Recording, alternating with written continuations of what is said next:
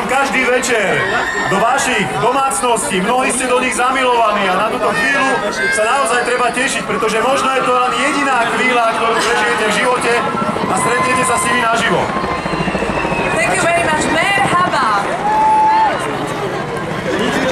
Ahoj! Ahoj Slovensko. Čo máte?